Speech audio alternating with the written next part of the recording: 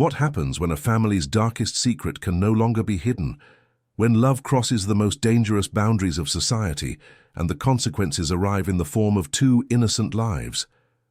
Don't forget to subscribe to the channel for more gripping historical stories like this one.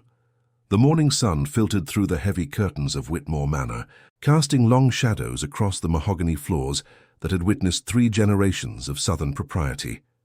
In the master bedroom, Margaret Whitmore sat propped against silk pillows, her face pale as porcelain, cradling 2 newborn babies whose dark skins seemed to absorb the golden light streaming through the windows. The silence in the room was deafening. Her sisters, Eleanor and Catherine, stood frozen at the foot of the bed, their faces masks of horror and disbelief.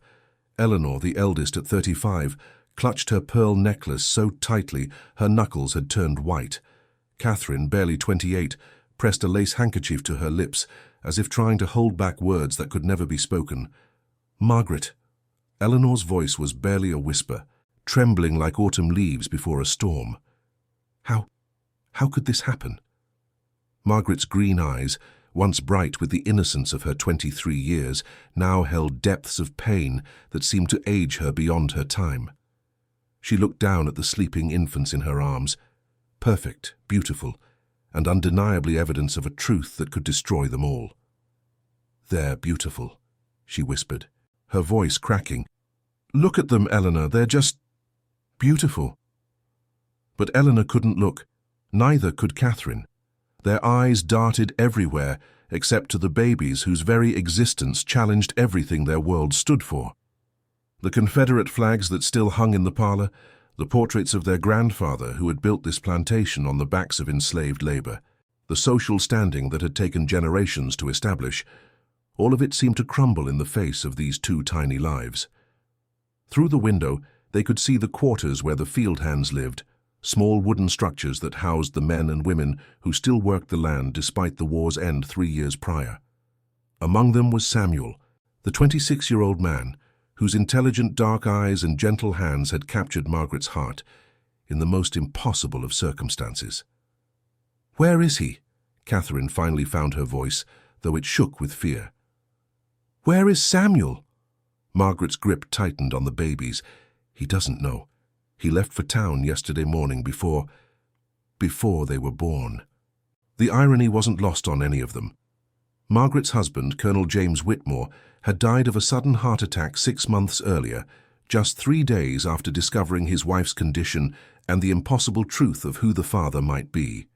The shock had literally killed him, leaving Margaret a widow at 23, pregnant with twins that would forever mark her shame. Eleanor began pacing, her silk dress rustling with each agitated step. "We have to think. We have to plan. The neighbors, the church, the entire county will know the moment anyone sees them." "They already suspect," Catherine added, her voice hollow. "Mrs. Henderson from the neighboring plantation has been asking questions. She knows James died before the timing would make sense." Margaret looked up at her sisters, tears streaming down her cheeks. "I loved him," she said simply. "I know it was wrong, I know it was impossible, but I loved him. And he loved me." The admission hung in the air like smoke from a dying fire. In their world, such words were not just scandalous, they were dangerous. Love between a white woman and a black man wasn't just forbidden, it was a crime that could cost lives. Eleanor stopped pacing and turned to face her youngest sister. "Love?" she hissed. "Margaret, this isn't about love, this is about survival. Do you understand what they'll do if they find out? What they'll do to him? To us? To these children?" The babies stirred in Margaret's arms, and she began to rock them gently. Humming a lullaby their mother had once sung to them, the melody filled the room with a bittersweet tenderness that made the situation even more heartbreaking. "I won't let anything happen to them," Margaret said, her voice gaining strength. "Or to him. I won't." Catherine moved closer to the bed, finally allowing herself to look at the infants. Despite everything, despite the fear and the impossible situation, she couldn't deny their beauty. They had Margaret's delicate features, but Samuel's warm brown skin and dark curly hair. They were perfect, innocent, and completely unaware of the storm their existence had created. "They look like him," Catherine whispered almost to herself. "They look exactly like Samuel." Eleanor's face went even paler. "Don't say that. Don't ever say that again." "But it's true," Catherine continued, her voice growing stronger. "Anyone who sees them will know. There's no hiding it, Eleanor. No pretending." The sound of footsteps in the hallway made all three women freeze. Heavy, measured steps that could only belong to one person, Dr. Morrison, the family physician who had delivered the babies and who now held their secret in his weathered hands. A soft knock came at the door. "Come in," Margaret called, quickly pulling a blanket higher over the babies. Dr. Morrison entered, his grey beard neatly trimmed, his kind eyes troubled. He had been the Whitmore family doctor for over 20 years, had delivered all three sisters, and had never faced a situation quite like this one. "How are you feeling, my dear?" he asked Margaret, though his eyes kept drifting to the bundles in her arms. "Tired," she replied honestly, "but they're healthy. Perfectly healthy," he confirmed, then paused. "Margaret, we need to discuss arrangements." Eleanor stepped forward. "What kind of arrangements?" "Doctor," Morrison looked uncomfortable, shifting his weight from one foot to the other. "There are options. Families who would take them. Good families, far from here, where no one would ask questions." "No." Margaret's voice was firm, final. "They're my children. They stay with me." "Margaret, be reasonable," Eleanor pleaded. "You can't possibly think you can raise them here. Look at them. Everyone will know." "Then let them know," Margaret said, surprising herself with her own courage. "I'm tired of hiding, tired of pretending, tired of living in fear." Dr. Morrison cleared his throat. "There's something else. Samuel, he's been asking questions about you, about the babies. Word travels fast in the quarters." The room fell silent again. Through the window, they could see a figure approaching the main house, tall, broad-shouldered, moving with the quiet confidence that had first attracted Margaret's attention months ago. Samuel was coming home. "He can't come here," Eleanor said frantically. "Not now, not ever again." But Margaret was already struggling to sit up straighter, her eyes fixed on the window. "He has a right to know. They're his children too." "Rights?" Eleanor's voice rose dangerously. "He has no rights. None.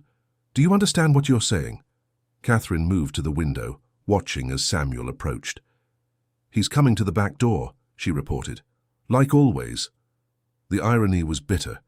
Even now, even as the father of Margaret's children, Samuel knew his place in their world's twisted hierarchy. He would never presume to use the front entrance, never assume equality despite the love he shared with Margaret. "I have to see him," Margaret said, attempting to rise from the bed. "You'll do no such thing," Eleanor commanded. "Dr. Morrison, please, help me make her understand the gravity of this situation." The elderly doctor looked between the sisters, his expression pained.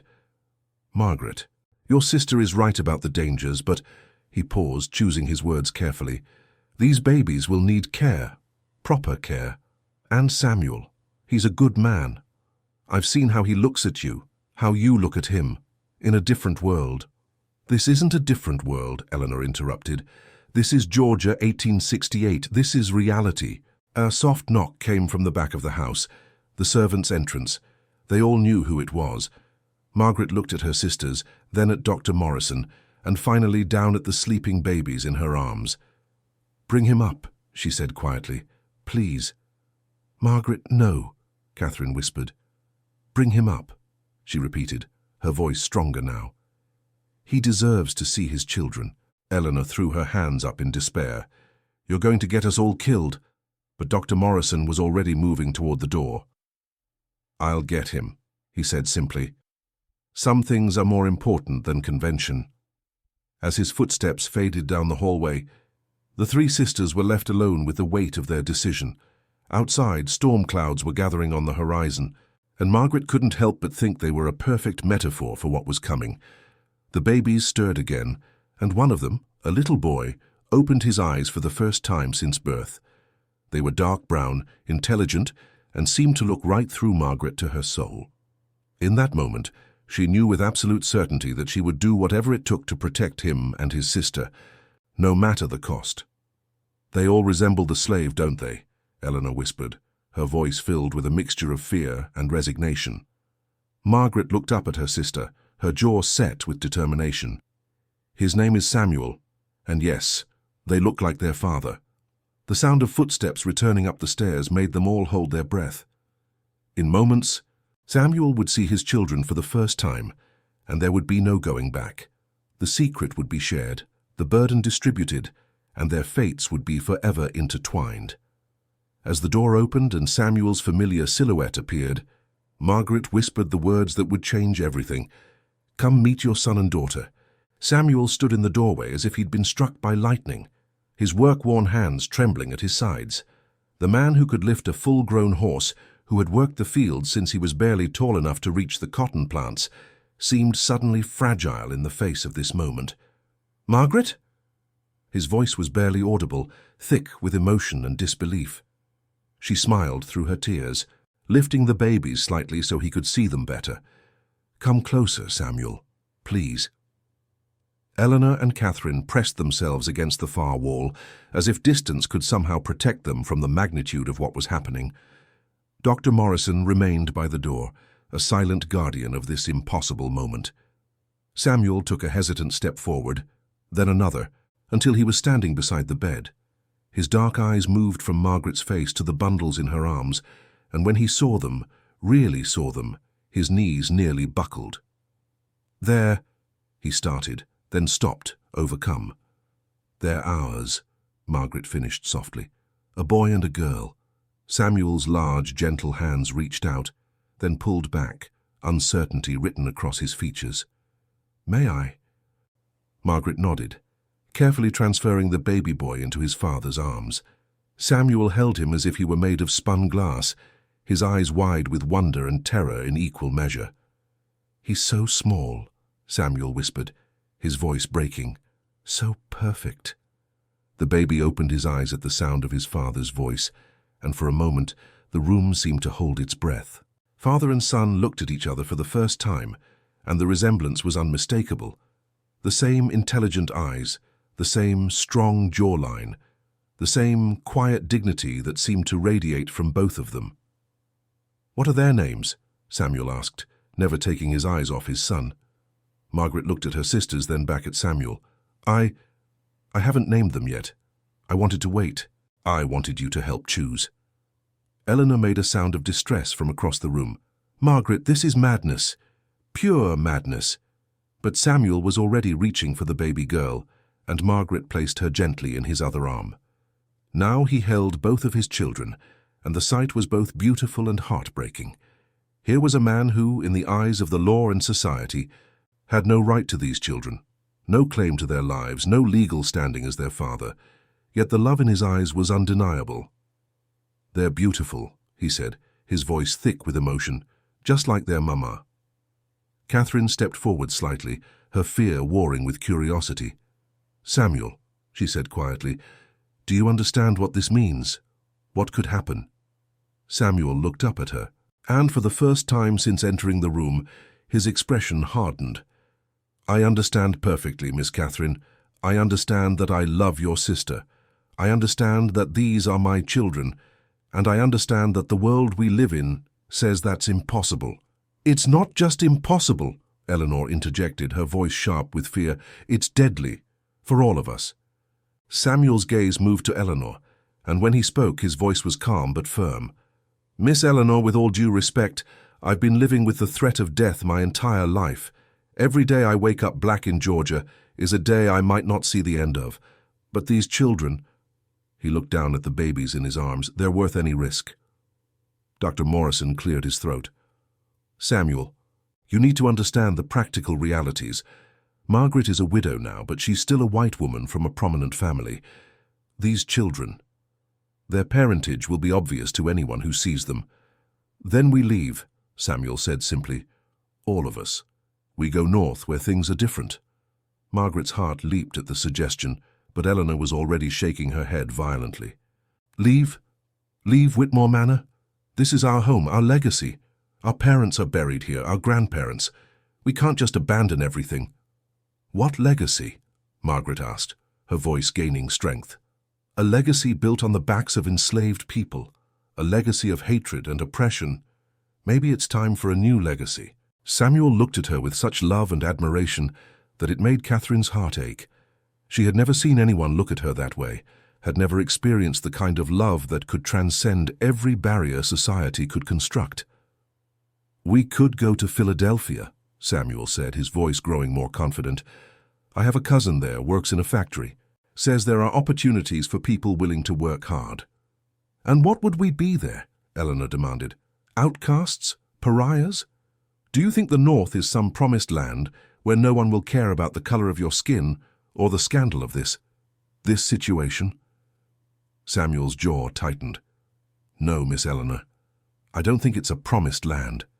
But I think it's a place where my children might have a chance at a real life, where they won't have to hide who they are or be ashamed of their parents." The baby girl began to fuss, and Margaret reached for her. As Samuel transferred his daughter back to her mother's arms, their hands touched, and the electricity between them was palpable. Even now, even in this impossible situation, their love was undeniable. "There's another option," Dr. Morrison said quietly. "One that might allow you all to stay." Everyone turned to look at him. "The children could be explained. Margaret, you could say they were adopted, orphans from a family that died of fever. It's not uncommon for wealthy families to take in children in need." "Adopted?" Samuel's voice was sharp. "You want me to pretend these aren't my children?" "It would protect them," Dr. Morrison said gently, "and it would protect you, all of you." Margaret shook her head. "I won't lie about who they are. I won't deny Samuel his children or deny them their father." "Then what do you propose?" Eleanor asked, her voice edged with hysteria. "That we all just pretend this is normal? That we introduce Samuel as the father at Sunday service? That we invite the neighbors over for tea and explain how our sister fell in love with a former slave?" The word slave hung in the air like a slap. Samuel flinched, and Margaret's eyes flashed with anger. "He was never a slave," she said fiercely. "Not in his heart, not in his mind. The law may have called him that, but he was always free where it mattered." Samuel looked at her with such gratitude that it brought tears to his eyes. "Margaret, no," she continued, her voice growing stronger.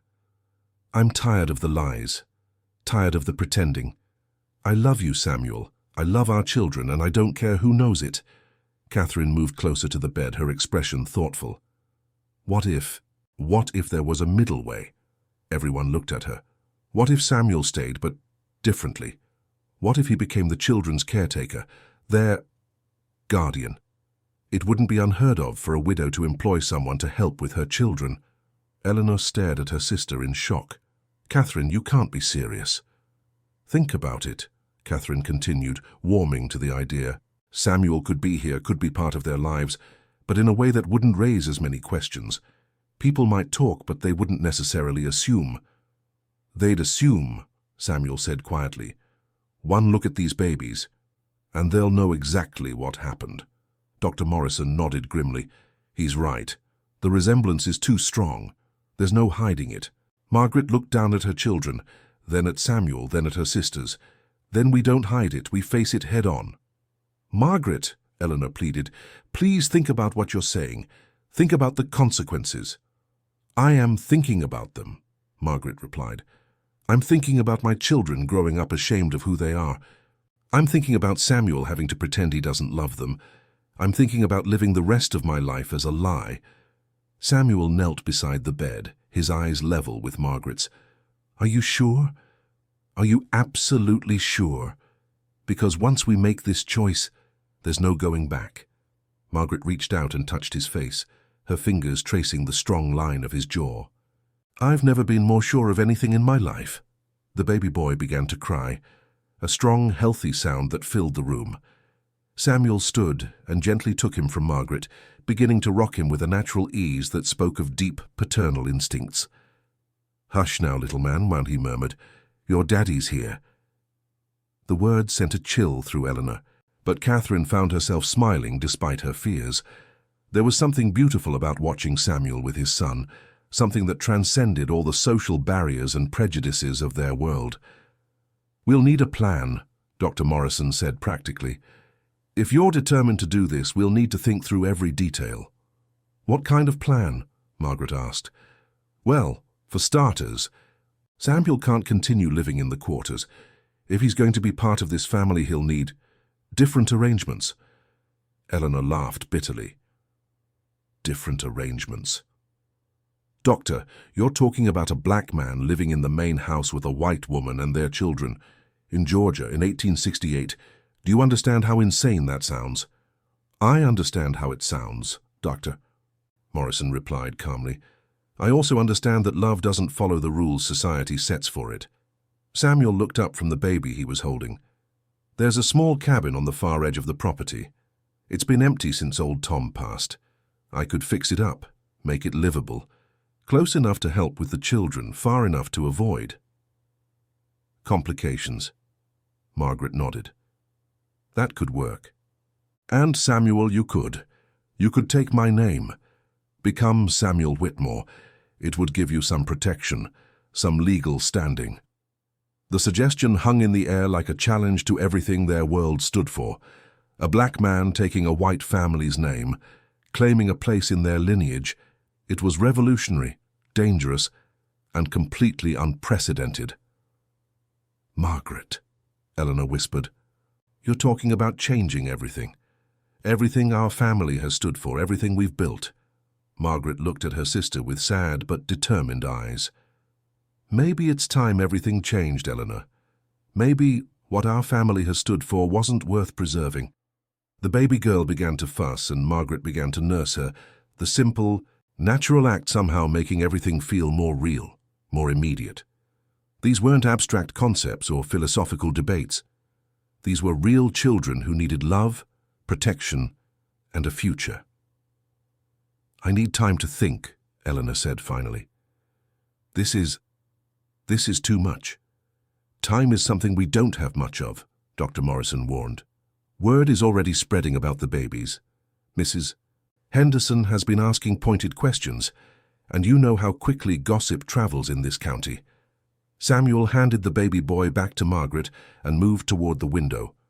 In the distance, he could see other workers returning from the fields, their day's labor complete.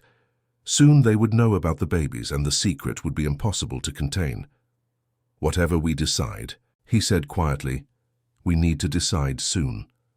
Margaret looked at her children, then at the man she loved, then at her sisters, who were struggling to accept a reality that challenged everything they'd been taught to believe. The weight of the decision pressed down on all of them, but underneath the fear and uncertainty, she felt something else. Hope. "We'll make it work," she said firmly. "Somehow we'll make it work." But even as she spoke the words, she could see the storm clouds gathering outside, and she couldn't shake the feeling that their greatest challenges were still ahead. 3 weeks had passed since the birth of the twins, and the fragile peace that had settled over Whitmore Manor was about to shatter. Margaret had named the children Thomas and Sarah. Strong, simple names that she hoped would serve them well in whatever world they would inhabit. Samuel had moved into the small cabin on the edge of the property, officially employed as the children's caretaker, though everyone who saw him with the babies understood the true nature of their relationship. The morning started like any other, with Samuel arriving at the main house before dawn to help with the children's feeding. Margaret had grown stronger, but the demands of caring for twins were exhausting, and Samuel's presence was both practical and emotionally necessary. Eleanor had maintained a cold distance from the arrangement, speaking to Samuel only when absolutely necessary, and treating the entire situation as a temporary madness that would eventually resolve itself. Catherine, however, had surprised everyone by gradually warming to the children and even developing a grudging respect for Samuel's devotion to them. Dr. Morrison had become an unexpected ally, visiting regularly under the pretense of checking on Margaret's recovery, but actually serving as a buffer between the family and the increasingly curious community. His presence lent an air of medical necessity to Samuel's constant attendance, providing a thin but crucial layer of protection. But on this particular morning, as Samuel quietly entered through the back door as he had every day for 3 weeks, He found Eleanor waiting for him in the kitchen, her face pale and her hands shaking. "Samuel," she said without preamble, "you need to leave. Now. Today." Samuel set down the basket of vegetables he'd brought from the garden. "What's happened?" "Mrs. Henderson was here yesterday evening. After you'd gone back to your cabin, she brought 3 other ladies from town." Eleanor's voice was tight with barely controlled panic. "They came to pay their respects and see the babies." Samuel's blood ran cold. And they saw them, Samuel. They saw Thomas and Sarah, and they knew. Immediately. Mrs. Henderson took one look at those children, and her face went white as a sheet. Samuel sank into a chair, the weight of inevitability settling on his shoulders. What did they say? Nothing, not directly, but the looks they exchanged, the whispers when they thought we couldn't hear. Eleanor began pacing, her silk dress rustling with agitation. "Mrs. Henderson asked pointed questions about when exactly James died, about Margaret's confinement, about why the babies looked so different. Where's Margaret now? Upstairs with the children. She doesn't know about the visit yet. I couldn't bring myself to tell her." Samuel stood, his jaw set with determination. "I need to see her." "No," Eleanor said firmly, blocking his path. "You need to leave. Pack whatever you can carry and go tonight before this gets any worse. I'm not leaving my children." "They're not your children," Eleanor's voice rose dangerously. "Not in the eyes of the law, not in the eyes of God, not in the eyes of anyone who matters in this world." Samuel's eyes flashed with anger. "They're my children in every way that matters. I won't abandon them." "Then you'll get them killed," Eleanor shot back. "Do you think this is some romantic story where love conquers all? This is Georgia, Samuel. This is reality. And the reality is that if you stay, if people confirm what they already suspect, they won't just come for you. They'll come for Margaret, they'll come for the babies, they'll come for all of us." The sound of footsteps on the stairs interrupted their argument. Margaret appeared in the doorway, carrying Thomas while Sarah slept in a basket. She took one look at their faces and knew something was terribly wrong. "What's happened?" she asked, her voice steady despite the fear in her eyes. Eleanor and Samuel exchanged glances, neither wanting to be the one to shatter her world. "Tell me," Margaret insisted, moving into the kitchen and setting the basket down carefully. Samuel took a deep breath. "Some ladies from town came to visit yesterday. They saw the children." Margaret's face went pale, but her voice remained calm. "And they know," Eleanor said bluntly. "They know exactly what these children represent. And by now, half the county knows too." Margaret sank into a chair, still holding Thomas, who began to fuss as if sensing his mother's distress. "How long do we have?" "Have for what?" Eleanor asked. "Before they come," Margaret said simply. "Before the mob forms, before the righteous anger takes hold, before they decide to take justice into their own hands." Samuel knelt beside her chair. "Margaret, I can leave. I can disappear. And you can tell them whatever story you want about the children. Say they're adopted. Say they're from a family that died of fever. Say anything that will protect you." Margaret looked at him with such fierce love that it took his breath away. "I won't lie about my children. I won't deny who their father is. And I won't let you sacrifice yourself for our safety." "Then what do you propose we do?" Eleanor demanded. "Because I can tell you right now that staying here and pretending everything is normal is not an option." Margaret stood, beginning to pace while still holding Thomas. "We leave, all of us, tonight." "Leave?" Eleanor's voice was shrill. "Leave our home, our life, everything we've ever known?" "Yes," Margaret said firmly. "We take the children and we go north.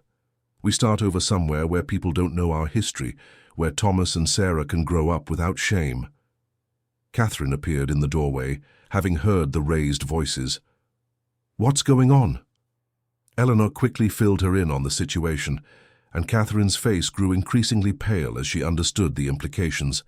"We can't all leave," Catherine said practically. "Someone needs to stay and manage the property, deal with the legal issues, maintain some semblance of normalcy." "I'll stay," Eleanor said immediately. I'll handle things here. Make excuses for Margaret's absence. Deal with the gossip and questions. Margaret looked at her sister with surprise and gratitude.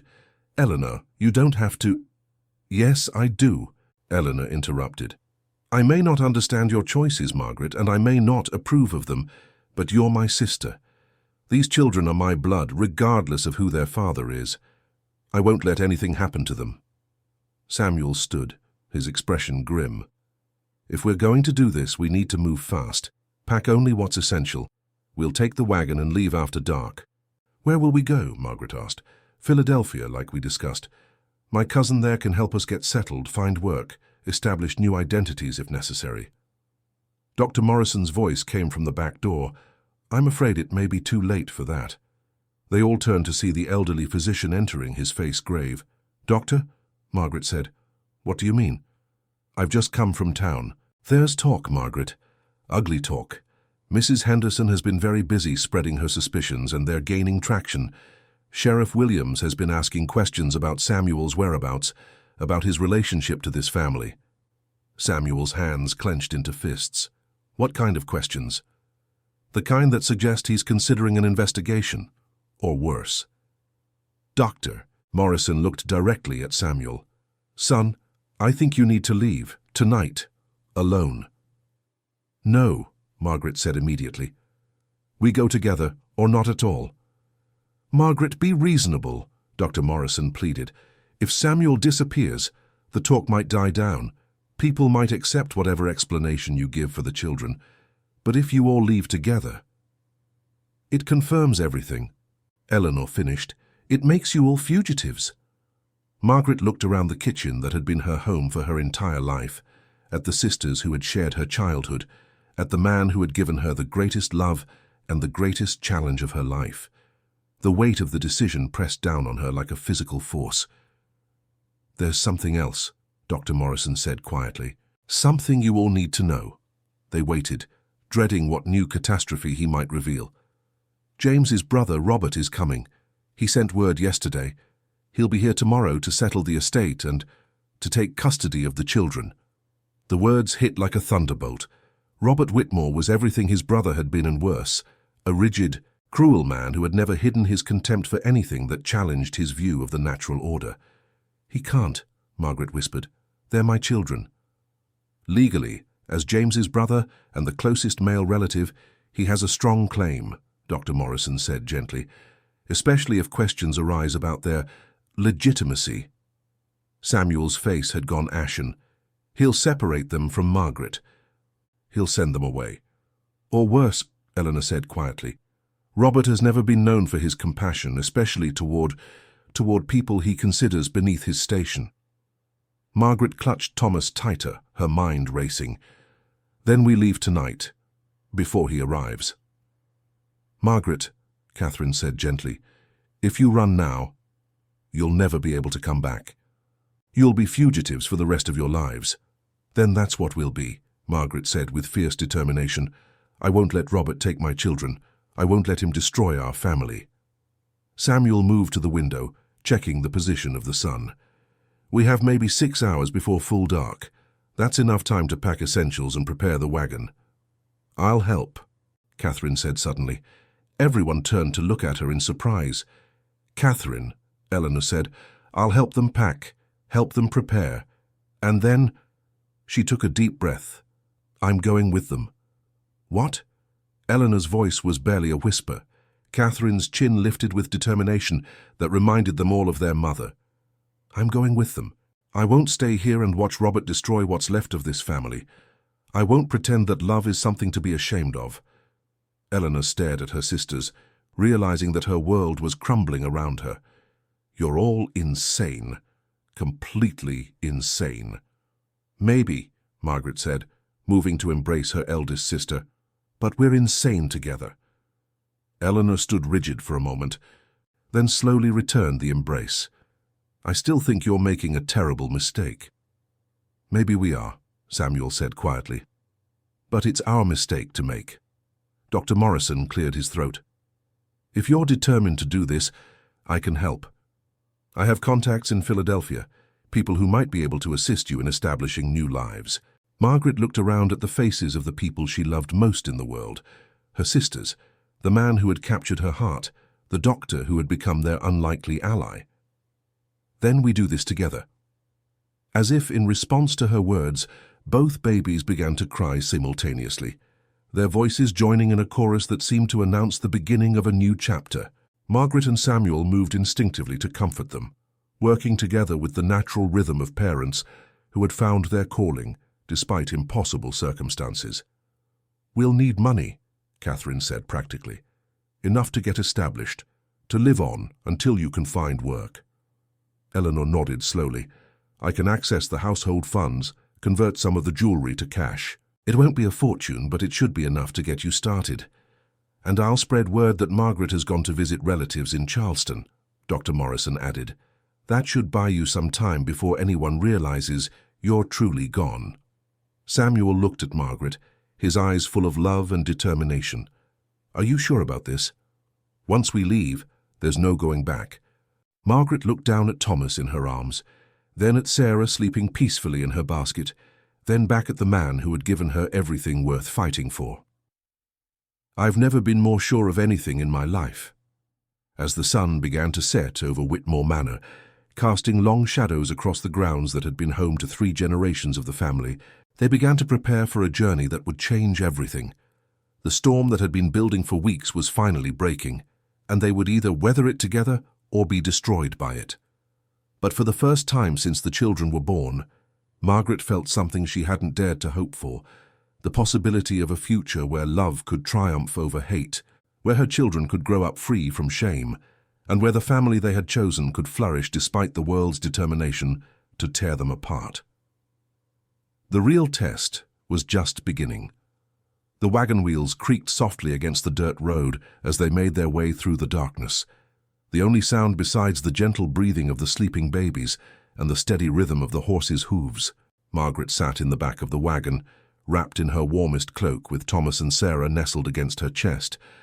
Catherine sat beside her, while Samuel drove the team with the quiet confidence of a man who had spent his life working with horses. They had been traveling for 3 hours, putting as much distance as possible between themselves and Whitmore Manor before dawn broke, and their absence was discovered.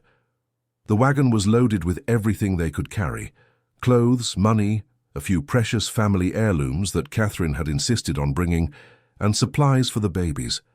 Eleanor had stood in the doorway as they prepared to leave, her face a mask of controlled emotion. At the last moment, she had pressed a small velvet pouch into Margaret's hands. "Mother's pearls," she had whispered. "They're worth enough to keep you comfortable for a while." The memory of that moment brought tears to Margaret's eyes now. Eleanor had chosen to stay behind, to face whatever consequences came, to protect their family's reputation as much as possible. It was a sacrifice that Margaret would never forget. "How much further to the railroad?" Catherine asked quietly, not wanting to wake the babies. "Another 2 hours to the station in Macon," Samuel replied, his voice low. "The morning train to Atlanta leaves at 7. From there we can catch the northbound to Philadelphia." Margaret adjusted her hold on the babies, marveling at how peaceful they looked, despite the upheaval surrounding their young lives. "Do you think Eleanor will be all right?" "Your sister is stronger than she appears," Samuel said. "She'll handle whatever comes." But even as he spoke the reassuring words, they all knew the challenges Eleanor would face. Robert Whitmore's arrival, the questions from neighbors, the gossip and speculation that would follow their disappearance, it would all fall on her shoulders. The first hint of dawn was beginning to lighten the eastern sky when they reached the outskirts of Macon. Samuel pulled the wagon into a grove of trees near the railroad station, and they prepared for the most dangerous part of their journey, the transition from the relative safety of the countryside to the public scrutiny of train travel. "Remember," Samuel said as he helped Margaret down from the wagon, "we're the Morrison family. I'm David Morrison, you're my wife Mary, and Catherine is my sister-in-law traveling with us to Philadelphia to visit relatives."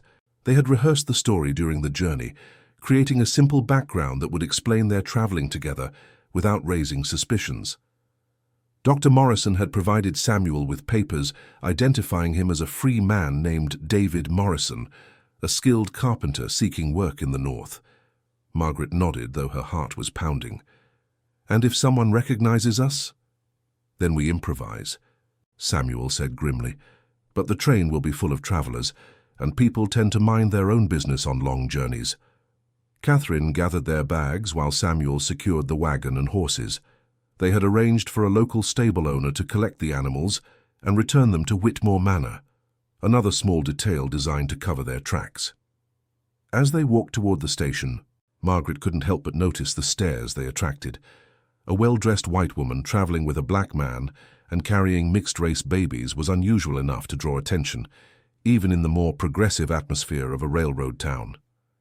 "Steady," Samuel murmured, sensing her nervousness. "We belong here just as much as anyone else." The station was bustling with early morning travelers, businessmen heading to Atlanta, families relocating to new opportunities, and the usual collection of drifters and adventurers that populated the post-war South. Margaret kept her head down, focusing on the babies while Samuel purchased their tickets. "3 tickets to Philadelphia," he said to the clerk, his voice steady and confident. The clerk looked up at Samuel, then at Margaret and Catherine, his expression curious but not hostile. "That'll be $18. Samuel counted out the money, and Margaret held her breath as the clerk processed the transaction. After what felt like an eternity, he handed over the tickets. "Train boards in 20 minutes, platform 2.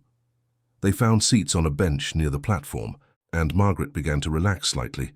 They had cleared the first hurdle, but as they waited, she noticed a commotion near the station entrance. A group of men on horseback had arrived, and they were talking animatedly with the station master. "Samuel," she whispered, nodding toward the disturbance. Samuel followed her gaze, and his face went pale. Leading the group was a man Margaret recognized immediately, Sheriff Williams from their county, along with several other men she didn't know. "They're looking for us," Catherine said quietly. Samuel stood casually, as if stretching his legs, and moved closer to where he could hear the conversation. 3 people traveling together, white woman with 2 babies, another white woman, and a black man, probably heading north. Margaret's blood turned to ice. They had been discovered faster than expected. Samuel returned to their bench, his expression grim. "We need to get on that train, now." "But it hasn't arrived yet," Catherine protested. "There's a freight train on the other platform. If we can get aboard—" Margaret looked at the babies in her arms, then at the approaching sheriff's party. "Let's go." They gathered their belongings and moved as casually as possible toward the freight platform. The train was indeed there, loading cargo for the northbound journey. Samuel approached one of the railroad workers. "Excuse me, sir, is this train heading to Atlanta?" The worker, a grizzled man in his 50s, looked at their small group with curiosity. "It is, but this is freight only, no passenger cars." Samuel pulled out a $20 bill. "We have an emergency, family illness. We need to get to Atlanta as quickly as possible." The worker looked at the money, then at Margaret holding the babies. "There's an empty boxcar near the back. I didn't see you get on, understand?" "Understood. Thank you." They hurried toward the back of the train, and Samuel helped Margaret and Catherine into an empty boxcar that smelled of hay and livestock. It wasn't comfortable, but it was hidden from view. Just as Samuel was climbing in behind them, they heard shouting from the passenger platform. The sheriff's party had spotted them. "There, the black man with the white women." The train whistle blew, and with a great hiss of steam the freight train began to move. Samuel slammed the boxcar door shut just as the first of the pursuing men reached their car. "Stop that train!" Sheriff Williams shouted, but it was too late. The locomotive was picking up speed, carrying them away from immediate danger. Margaret sank onto a pile of hay, her heart pounding so hard she thought it might wake the babies. "That was too close, Samuel agreed, moving to the small window to watch the station disappear behind them. "But we made it." Catherine was examining their surroundings with practical eyes. "How long to Atlanta?" 4 hours, maybe 5, Samuel said. "We'll need to be careful when we arrive. They'll telegraph ahead, warn the authorities to watch for us." Margaret looked down at Thomas and Sarah, who had slept through the entire ordeal. "What have we done to them?" she whispered. "What kind of life is this?" Samuel knelt beside her, his hand gentle on her shoulder. "We've given them a chance, Margaret. A chance to grow up free, to choose their own path, to love without shame. That's more than they would have had if we'd stayed." But they'll always be running, always hiding who they are. No, Samuel said firmly. They'll be living as themselves, openly and honestly. That's not hiding, that's freedom. The train swayed and rocked as it picked up speed, carrying them toward an uncertain future. Margaret closed her eyes and tried to imagine what Philadelphia would be like, what kind of life they could build there. It was terrifying and exhilarating at the same time. Catherine moved to sit beside her sister. Do you regret it? Leaving everything behind? Margaret considered the question seriously. I regret the pain we've caused Eleanor. I regret that our children will grow up without knowing their heritage, their family history. But regret loving Samuel, regret fighting for our family. Never. The hours passed slowly in the swaying boxcar. They shared water and bread that Catherine had packed, and Margaret nursed the babies when they woke. Samuel kept watch at the window, alert for any signs of pursuit. As they approached Atlanta, Samuel became increasingly tense. This is where it gets dangerous again. Atlanta is a major hub. If they're going to catch us, it'll be here. What do we do? Catherine asked. We stay on this train as long as possible, then find another way north. Maybe a different railroad line, maybe a riverboat. We'll figure it out.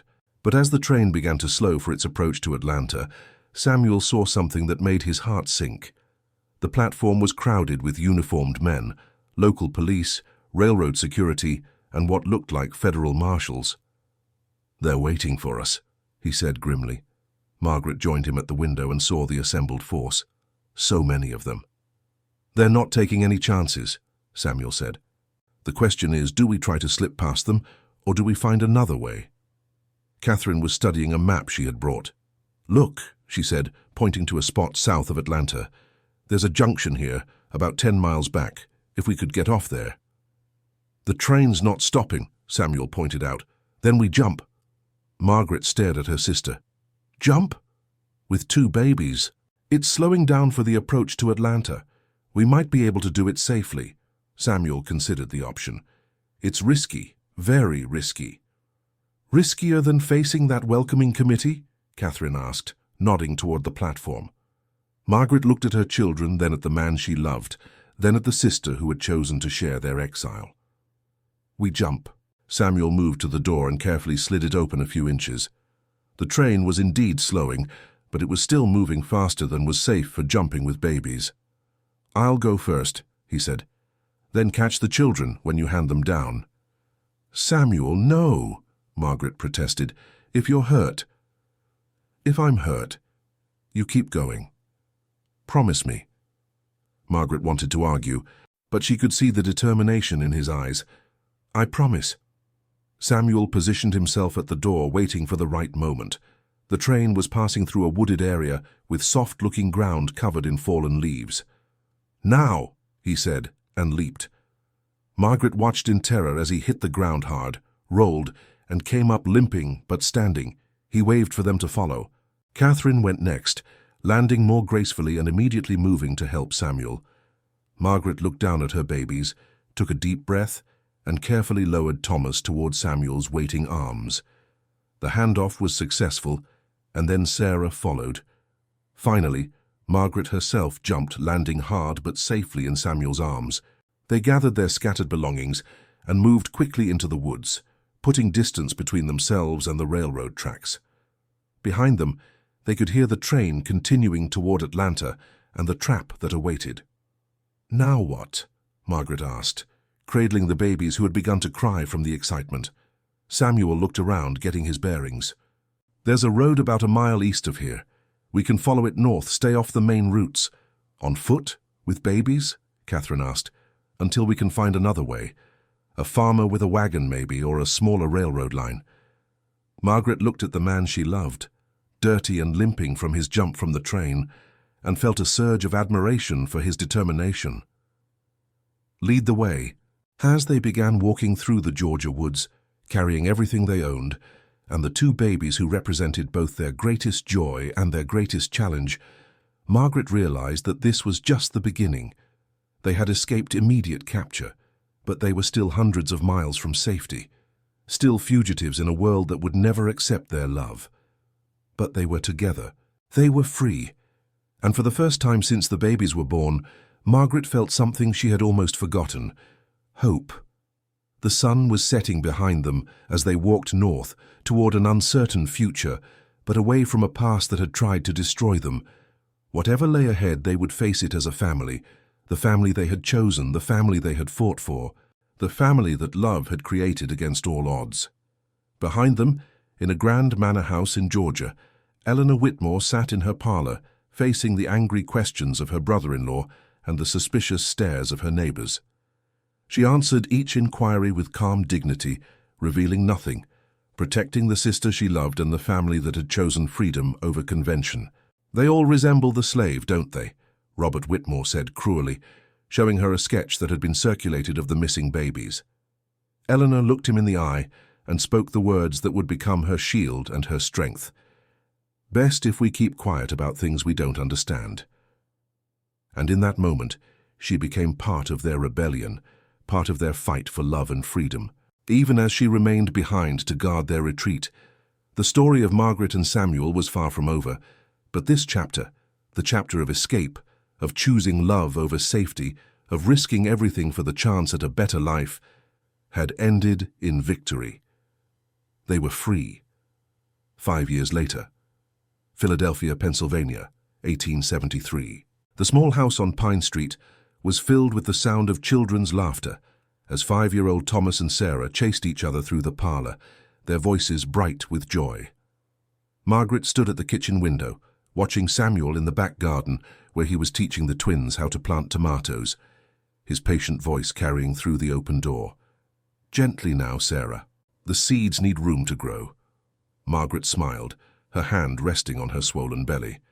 Their third child would arrive in the fall, and this time there would be no shame, no hiding, no fear. Here in Philadelphia, they were simply the Morrison family, David and Mary Morrison and their children, living quietly and happily in a neighborhood where mixed families, while still uncommon, they were not unheard of. Samuel had found work as a carpenter, his skills in high demand in a city rebuilding itself after the war. Margaret took in sewing to supplement their income, and Catherine had surprised everyone by opening a small school for children whose parents worked during the day. They had built a life, a real life, together. A letter arrived that morning from Eleanor. As it did every month, Margaret opened it carefully, treasuring these connections to the family she had left behind. "My dearest sister, I hope this letter finds you all in good health and happiness. The manor is quiet these days, but I find peace in the solitude. Robert has finally stopped asking questions about your whereabouts, though I suspect he knows more than he admits. The official story remains that you went to Charleston and decided to stay with distant relatives. I have news that I think will bring you joy. Dr. Morrison has asked for my hand in marriage. At 38, I thought such happiness was beyond me. But love, it seems, finds us when we least expect it. Perhaps watching your courage taught me something about taking chances. The children's portraits you sent are beautiful. Thomas looks so much like his father, and Sarah has your eyes. I long to meet them someday, though I understand why that may never be possible. Know that you are loved, that you are remembered, and that your choice to follow your heart has inspired more people than you know. Your devoted sister." Eleanor Margaret wiped away a tear as she finished reading. Eleanor's engagement was wonderful news, and the fact that she had found love with Dr. Morrison, who had been such a crucial ally during their escape, felt like a perfect circle completing itself. "Good news?" Samuel asked, coming in from the garden with dirt on his hands and a smile on his face. "The best," Margaret replied, showing him the letter. "Eleanor is getting married." Samuel's face lit up. "To Dr. Morrison? To Dr. Morrison? That's wonderful. He's a good man." Thomas and Sarah burst through the door, their clothes dirty from gardening but their faces glowing with excitement. "Mama, Papa taught us about seeds," Sarah announced. "They grow into food." "Did he now?" Margaret said, kneeling to their level. "And what else did Papa teach you?" "That everything needs love to grow," Thomas said seriously. "Seeds need love. Plants need love. People need love." Margaret looked up at Samuel, her heart full. "That's very wise." "Papa's the wisest person in the world," Sarah declared with the absolute certainty of a 5-year-old. Samuel laughed. scooping both children into his arms. "I don't know about that, but I know I'm the luckiest." That evening, after the children were asleep, Margaret and Samuel sat on their small front porch, watching the neighbors return from their daily work. The street was alive with the sounds of a thriving community, children playing, families gathering for dinner, the clip-clop of horses pulling carriages home. "Do you ever wonder what would have happened if we'd stayed?" Margaret asked, her hand in Samuel's. Samuel considered the question carefully. "Sometimes. But then I look at Thomas and Sarah, see how freely they laugh, how they don't carry shame about who they are, and I know we made the right choice." "Even with all we gave up?" "Margaret," Samuel said, turning to face her, "we didn't give up anything real. We gave up a lie, a system built on hatred and oppression. What we found here, this life, this love, this family, this is real." A young couple walked by, the woman pushing a baby carriage, while her husband carried their toddler on his shoulders. They waved at Margaret and Samuel, a simple gesture of neighborly friendship that would have been impossible in Georgia. "Mrs. Morrison," called out Mrs. Chen from across the street. "How are you feeling?" Margaret waved back. "Very well, thank you."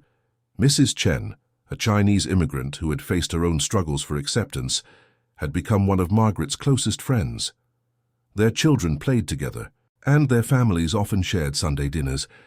It was a friendship that transcended the boundaries that society tried to impose. "I received another letter today," Samuel said quietly, "from my cousin in Boston." Margaret looked at him with interest. "What did he say?"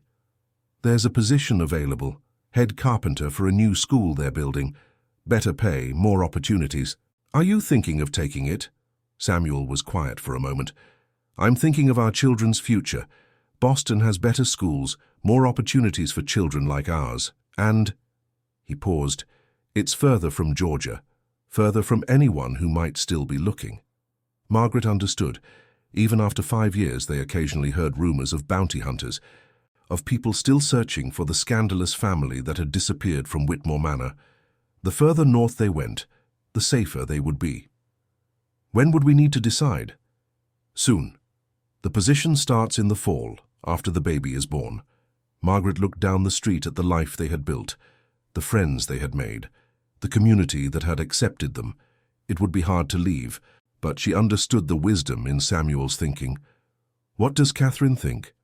"I haven't told her yet, but you know Catherine. She'll support whatever decision we make."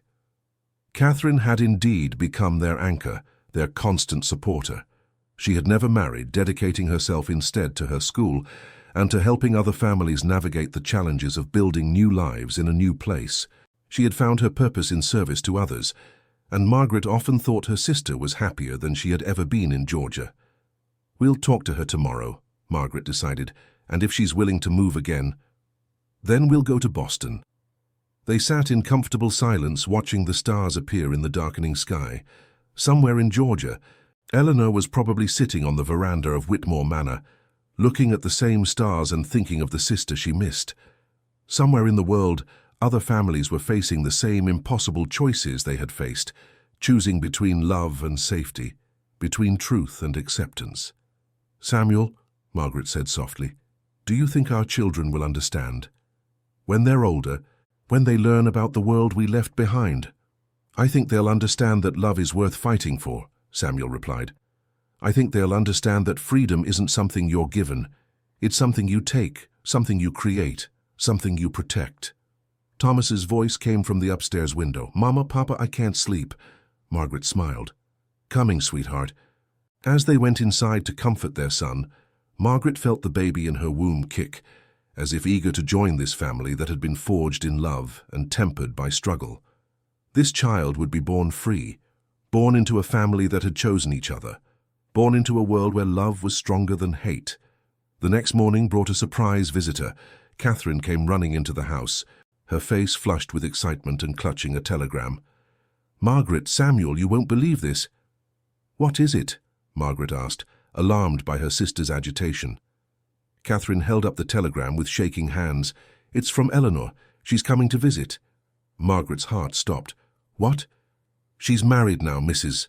Eleanor Morrison, and she and the doctor are taking a wedding trip north. They'll be in Philadelphia next week." Samuel and Margaret exchanged glances. After 5 years of separation, the thought of seeing Eleanor again was both thrilling and terrifying. "Does she know where we live?" Samuel asked practically. "She says she has our address from the letters." "Oh, Margaret, isn't this wonderful?" Margaret sank into a chair, overwhelmed by emotion. To see Eleanor again, to have her meet Thomas and Sarah, to share their new life with the sister who had sacrificed so much for their freedom, it was more than she had ever dared to hope. "What if someone sees her here?" Samuel asked, ever practical about their safety. "She's Mrs. Morrison now," Catherine pointed out. "And she's traveling with her husband. No one would connect her to the old scandal." Margaret looked at Samuel, seeking his opinion. After a moment, he nodded. "We'll be careful," he said. "But yes, she should come. She's family."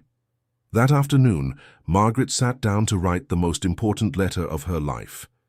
"Dearest Eleanor, your telegram filled our hearts with joy beyond measure. Yes, please come. Please meet your nephew and niece, see the life we've built, share in the happiness that your sacrifice made possible. We live quietly here, but we live freely. Thomas and Sarah are bright, happy children who know nothing of shame or fear. They speak of their Aunt Eleanor often, based on the stories I tell them, and they are eager to meet you. Samuel has become everything I knew he could be.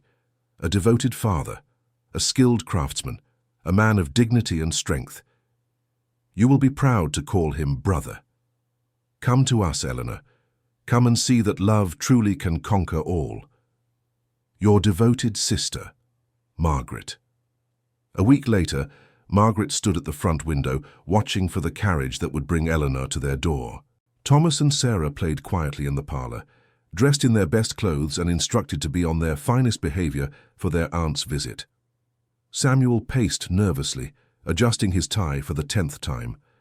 What if she's changed her mind about us? What if seeing us together, seeing the children, makes her realize how impossible this all is? "Eleanor chose to come," Margaret reminded him. "She chose to accept us, to love us as we are." Catherine burst through the front door. "They're here. I saw the carriage turn onto Pine Street." Margaret's heart pounded as she watched an elegant carriage pull up in front of their modest house. The door opened and Dr. Morrison stepped out, looking exactly as she remembered him, but happier, more relaxed. Then Eleanor emerged, and Margaret gasped. Her sister looked radiant. Marriage had softened her features, brought color to her cheeks, and put a light in her eyes that Margaret had never seen before. She was still elegant, still dignified, but there was a warmth about her that was entirely new. Eleanor looked up at the house, saw Margaret in the window, and smiled. A smile so full of love and joy that it brought tears to Margaret's eyes. Margaret opened the front door and stepped onto the porch. For a moment, the sisters simply looked at each other, across the 5 years and hundreds of miles that had separated them. Then Eleanor was running up the front steps, and Margaret was running to meet her, and they were in each other's arms, crying and laughing and holding each other as if they would never let go. "My dear sister," Eleanor whispered, "my brave, beautiful sister." "Eleanor," Margaret sobbed, "I've missed you so much." Dr. Morrison approached more slowly, his kind eyes taking in the scene with obvious emotion. Samuel stepped forward and extended his hand. "Dr. Morrison, thank you for bringing her to us." "Samuel," the doctor replied, shaking his hand warmly. "Or should I say David Morrison? I'm honored to meet my new brother-in-law." Thomas and Sarah appeared in the doorway, suddenly shy in the presence of these elegant strangers. Eleanor looked at them, and her breath caught. "Oh, Margaret, they're beautiful, absolutely beautiful." She knelt down to their level. "Thomas, Sarah, I'm your Aunt Eleanor. I've been waiting so long to meet you." Sarah, always the bolder of the twins, stepped forward first. "Mama says you live in a big house with horses." Eleanor laughed, a sound of pure joy. "I do, and someday, if you'd like, you can come visit and ride them." Thomas joined his sister, studying Eleanor with serious eyes. "Mama says you helped us when we were babies." "I did," Eleanor said softly, "because I love your mama and papa very much, and I love you too." "Even though we look different?" Sarah asked with the innocent directness of a child. Eleanor's eyes filled with tears. "Especially because you look different. You're perfect exactly as you are." As the afternoon progressed, Margaret watched in amazement as Eleanor transformed from the rigid, proper woman she had been in Georgia to a warm, loving aunt, who got down on the floor to play with the children, who listened to Samuel's stories of their new life with genuine interest, who embraced Catherine with the affection of a sister who had finally found her way home. Over dinner, Eleanor shared news from Georgia. "The old world is changing," she said. "Slowly, but it's changing. There are mixed families in Savannah now. Children attending integrated schools in Atlanta. What you did, what you chose, you were ahead of your time, but time is catching up." "Do you think we could ever come back?" Margaret asked. Eleanor considered the question carefully. Not to the manor, not to the old life, but to Georgia, to the South. Someday, perhaps, when the children are older, when the world has changed a little more. That evening, as Eleanor and Dr. Morrison prepared to leave for their hotel, Eleanor pulled Margaret aside. "I need you to know something," she said quietly. "When you left that night, I thought you were making the biggest mistake of your lives. I thought love wasn't enough to overcome the obstacles you faced. And now—" Eleanor looked through the window at Samuel, who was reading a bedtime story to Thomas and Sarah, while Catherine cleaned up from dinner. "Now I know that love isn't just enough. It's everything. You didn't just save your family, Margaret. You saved me too. Watching your courage taught me that I deserved love, that I could choose happiness over duty. I'm so glad you found it with Dr. Morrison." "James," Eleanor corrected with a smile. "His name is James, and he's the kindest man I've ever known. He proposed to me in the garden where you and Samuel used to meet. He said he wanted to honor the love that had bloomed there, wanted to prove that the garden could grow happiness instead of scandal." Margaret hugged her sister tightly. "Will we see you again?" "Every year," Eleanor promised. "James and I have decided to make this an annual trip. We want to watch Thomas and Sarah grow up, want to be part of their lives. And if we move to Boston, then we'll visit Boston." The next morning, Margaret stood on the porch with her family, waving goodbye as Eleanor and Dr. Morrison's carriage disappeared down Pine Street. Thomas and Sarah waved enthusiastically, already planning what they would show Aunt Eleanor on her next visit. "She's different," Samuel observed, "happier." "Love changes people," Margaret replied. "It changed us. It changed her. It's changing the world." Catherine joined them on the porch, her arm around Margaret's shoulders. "So have you decided about Boston?" Margaret looked at Samuel, then at her children, then at the street where they had built their life. "Yes," she said, "we're going to Boston. It's time for the next chapter." "And what will that chapter be about?" Catherine asked. Margaret smiled, her hand resting on her growing belly, her heart full of love for the family that surrounded her. "It will be about continuing to choose love over fear, about raising children who know they can be anything they want to be, about building a world where families like ours don't have to run or hide. And if the world isn't ready for that, then we'll help make it ready," Samuel said, joining the conversation. "One day at a time, one choice at a time, one act of love at a time." As they went back inside their house, their home, their sanctuary, their launching pad for whatever came next, Margaret reflected on the journey that had brought them here. 5 years ago, she had been a frightened young woman holding 2 babies and facing an impossible choice. Now she was a confident mother, a beloved wife, a woman who had learned that love truly could conquer all. The words Eleanor had spoken that first terrifying day still echoed in her memory. "They all resemble the slave, don't they? And best if we keep quiet."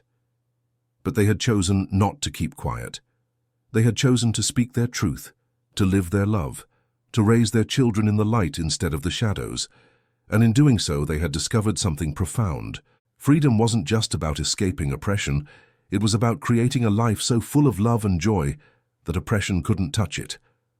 As Margaret tucked Thomas and Sarah into bed that night, Sarah asked the question that had become their evening ritual. "Mama, tell us the story about how you and Papa fell in love." Margaret smiled, settling into the chair between their beds. "Once upon a time," she began, "there was a woman who thought she knew what her life would be like. But then she met a man who showed her that love is stronger than any rule, any law, any fear." And as she told the story, their story, Margaret knew that this was the greatest gift she could give her children. The knowledge that love was worth fighting for, that family was what you made it, and that freedom was not just a destination, but a way of life. Outside their window, the stars shone down on Philadelphia, on Georgia, on all the places where people were making the same choice they had made, the choice to love boldly, to live authentically, and to believe that tomorrow could be better than today. The story that had begun with whispered fears and hidden shame had become a legacy of courage, a testament to the power of love, and a promise that some things, the most important things, were worth any sacrifice. Thank you for joining us on this incredible journey of love, courage, and family. If this story moved you, please subscribe to our channel for more powerful historical narratives that remind us that love truly can conquer all. Share this story with someone who needs to remember that choosing love over fear is always the right choice, no matter how impossible it might seem. In a world that often tries to divide us, stories like Margaret and Samuel's remind us that love recognizes no boundaries, that family is defined by choice rather than convention, and that sometimes the greatest act of rebellion is simply choosing to love openly and without shame.